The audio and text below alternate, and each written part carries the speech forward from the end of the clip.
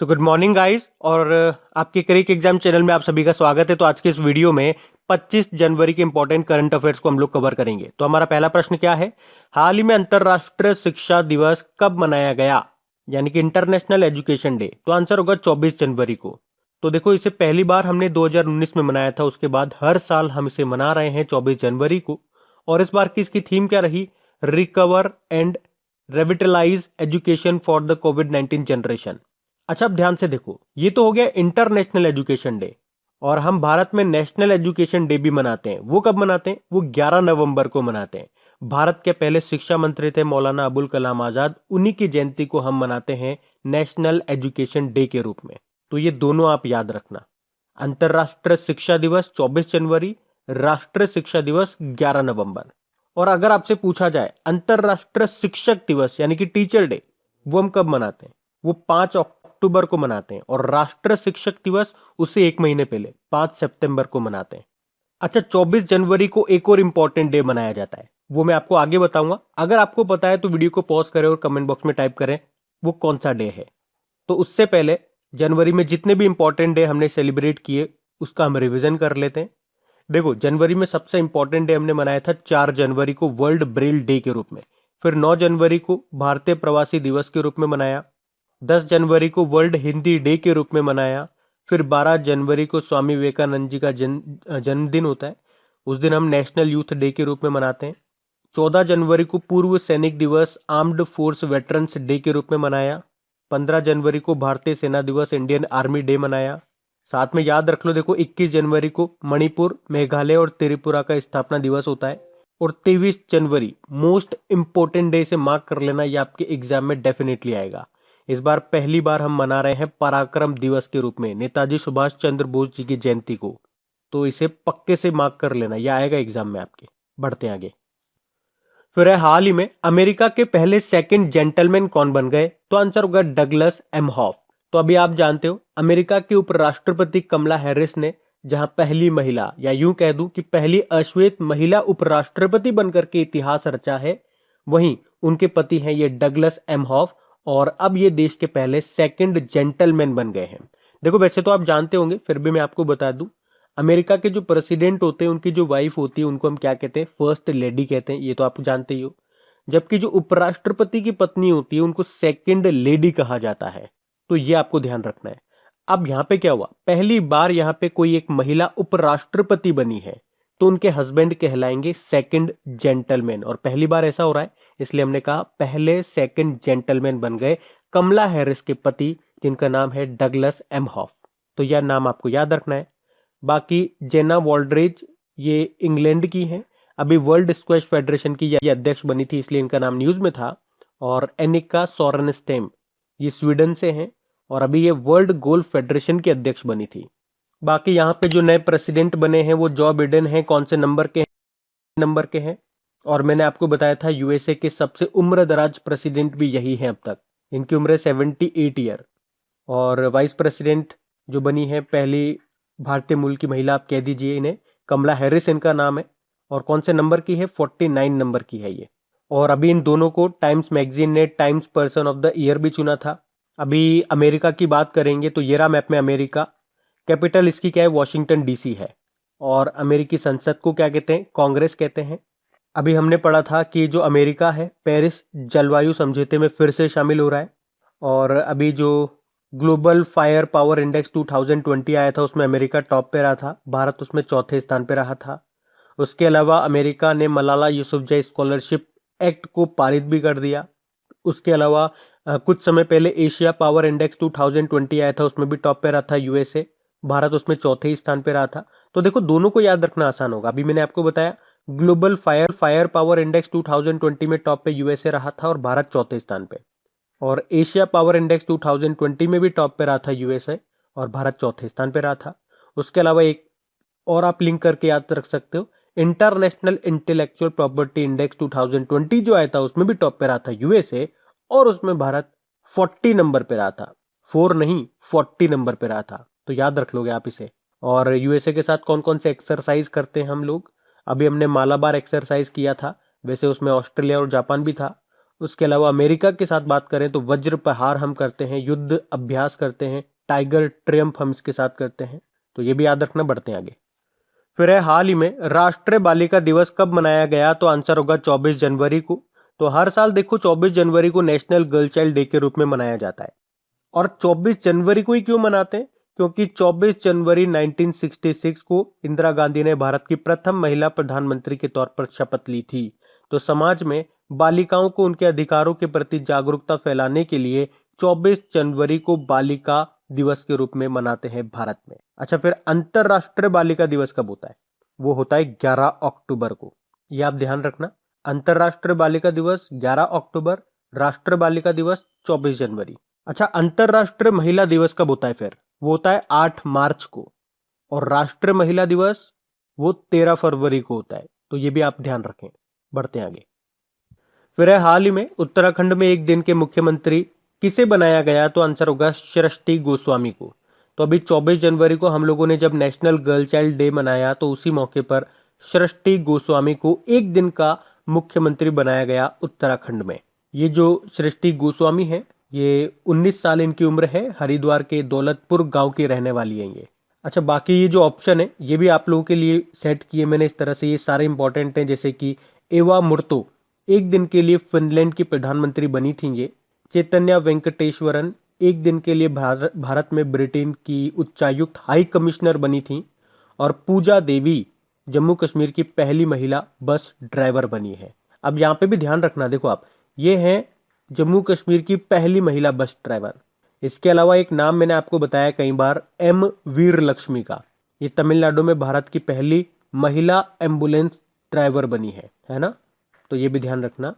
अब उत्तराखंड की यहाँ पे बात है, तो ये रहा मैप में उत्तराखंड। अच्छा देखो, उत्तराखंड की 2 कैपिटल है।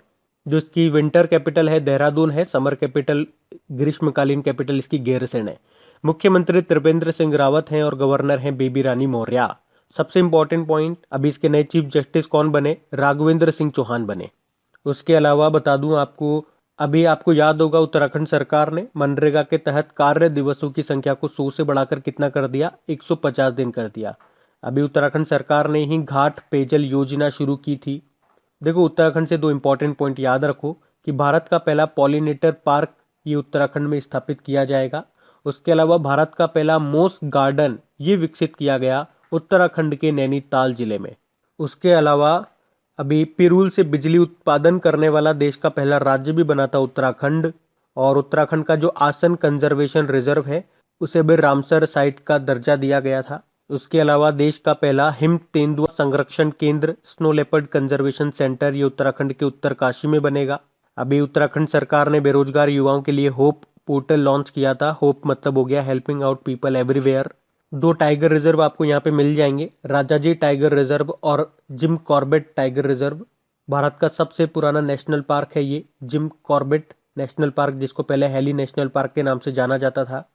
एक डैम आप याद रख लो, टिहरी डैम, ये आपको उत्तराखंड में मिलेगा। और किस नदी पे है? तो भागीरथी नदी पर है।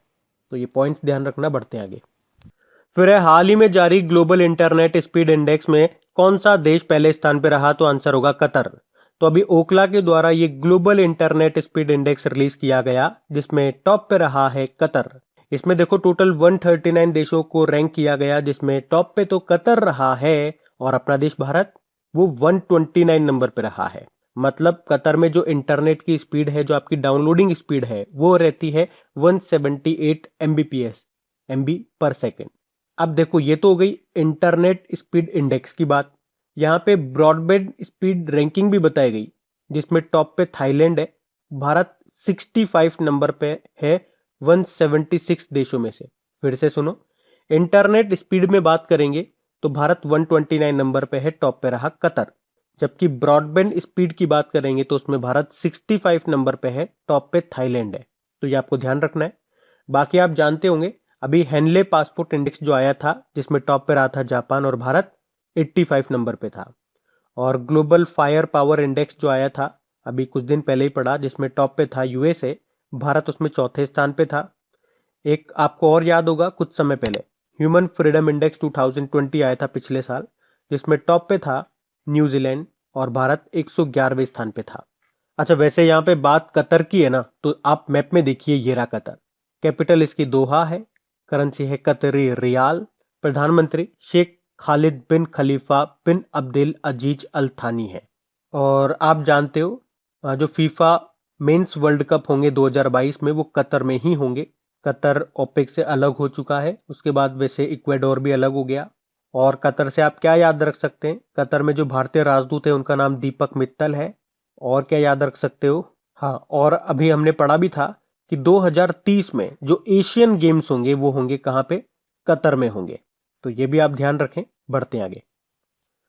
फिर है, हाल ही में किस राज्य में तोशाली राष्ट्र शिल्प मेला शुरू हुआ है? तो आंसर होगा उड़ीसा में। तो अभी उड़ीसा के जो मुख्यमंत्री हैं नवीन पटनायक, उन्होंने भुवनेश्वर में वार्षिक तोशाली राष्ट्र शिल्प मेले का उद्घाटन किया। तो तोशाली शिल्प मेला ये पूर्वी भारत में सबसे लोकप्रिय हथकरघा और हस्तशिल्प मेलों में से एक है। और अभी यहाँ पे 3 कारीगर को हस्तशिल्प पुरस्कार 2019 से भी सम्मानित किया गया। मैं एक बार आपको बता देता हूँ तीनों के नाम क्या है। देखो, ताड़ के पत्ते पर नक्काशी के लिए जो पुरस्कार मिला वो है दिलीप कुमार स्वेन। पत्थर पर मूर्ति के लिए जो पुरस्कार मिला उनका नाम है दिव्य ज्योति बेहरा। और टेराकोटा के लिए जो मिला वो मिला प्रियंका पात्रा को।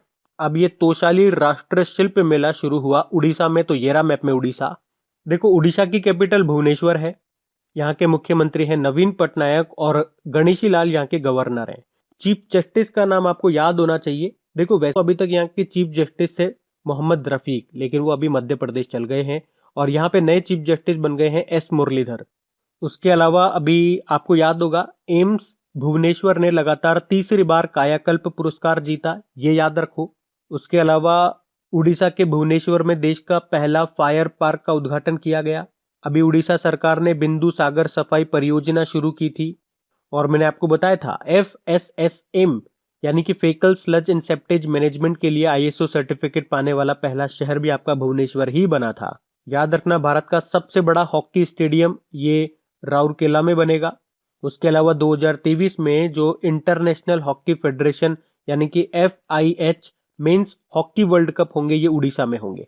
उड़ीसा सरकार ने Sujal drink from tap mission भी शुरू किया था, गरिमा योजना शुरू की थी, और अमृत योजना रैंकिंग में टॉप पे रहा था उड़ीसा।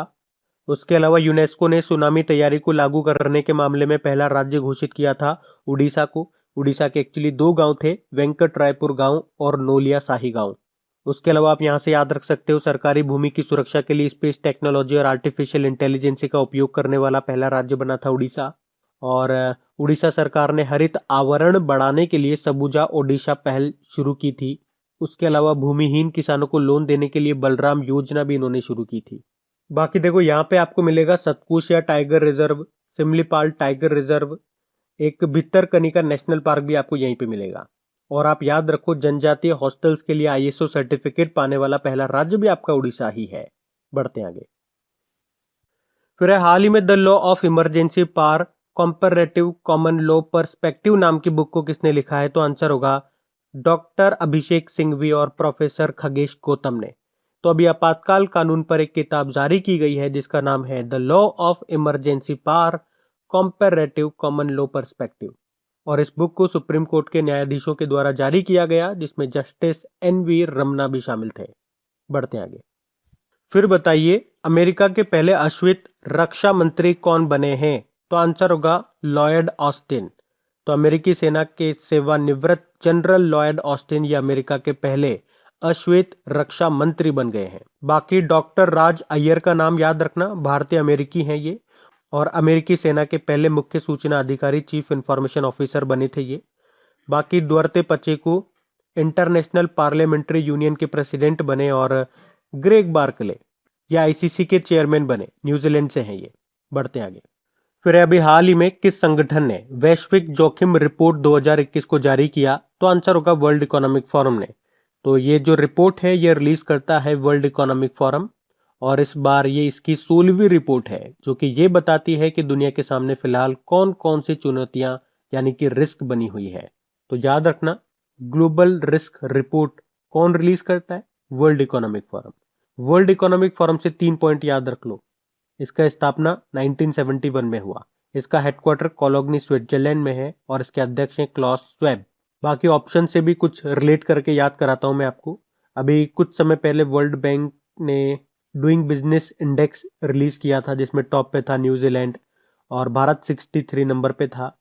उसके अलावा अभी हमने पढ़ा था जो यूनाइटेड नेशन ने अभी ग्लोबल माइग्रेशन रिपोर्ट रिलीज की थी, जो अभी वीकली करंट अफेयर्स अपलोड हुआ था, वहां पे भी ये क्वेश्चन हमने करा था और उसमें बताया गया था कि दुनिया में प्रवासियों की संख्या के मामले में भारत नंबर 1 है। और रिपोर्टर्स विदाउट बॉर्डर ने रिलीज किया था कुछ समय पहले वर्ल्ड प्रेस फ्रीडम इंडेक्स 2020 जिसमें टॉप पे नॉर्वे था, भारत 142 नंबर पे रहा था। तो ये भी ध्यान रखना। बढ़ते आगे।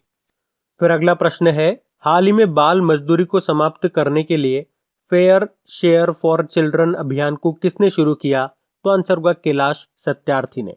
तो नोबेल शांति पुरस्कार से सम्मानित बाल अधिकार कार्यकर्ता हैं ये कैलाश सत्यार्थी और इन्होंने वैश्विक नेताओं और अंतर्राष्ट्रीय हस्तियों के साथ मिलकर के बाल मजदूरी को समाप्त करने के लिए इस अंतर्राष्ट्रीय वर्ष में फेयर शेयर फॉर चिल्ड्रन नाम से एक अभियान शुरू किया।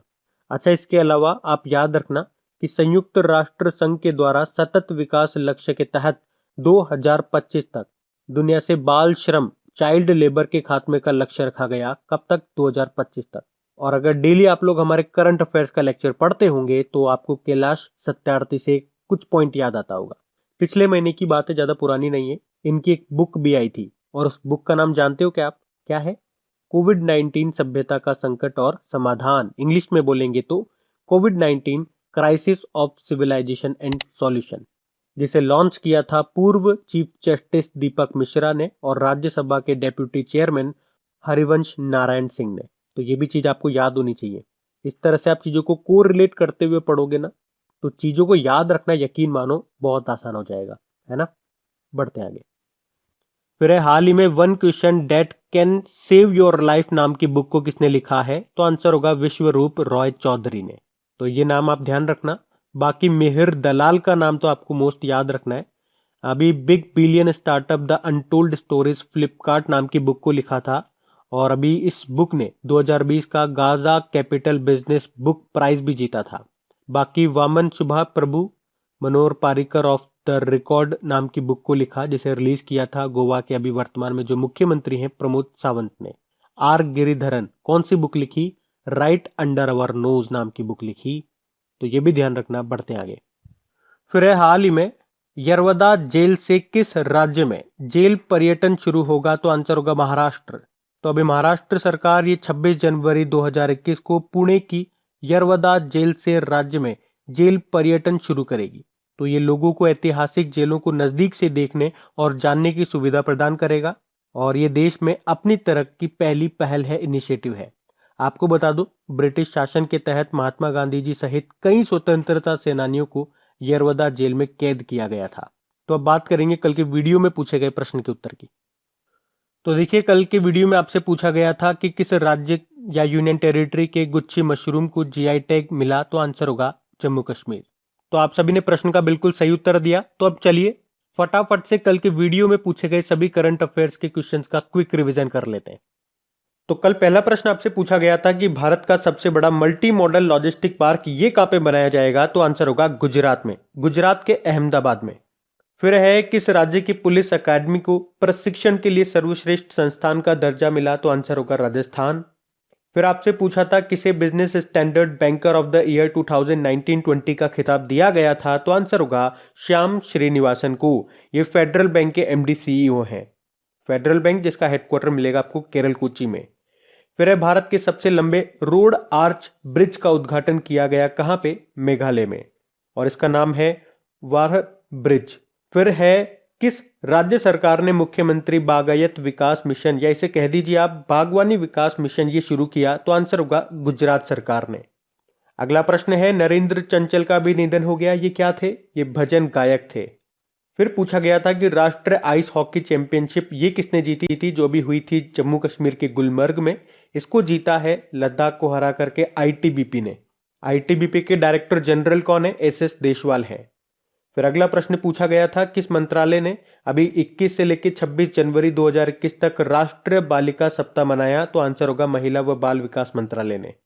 फिर है, किस भारतीय गणितज्ञ को 2021 के माइकल एंड शीला हेल्ड पुरस्कार का विजेता घोषित किया गया? तो आंसर होगा निखिल श्रीवास्तव को।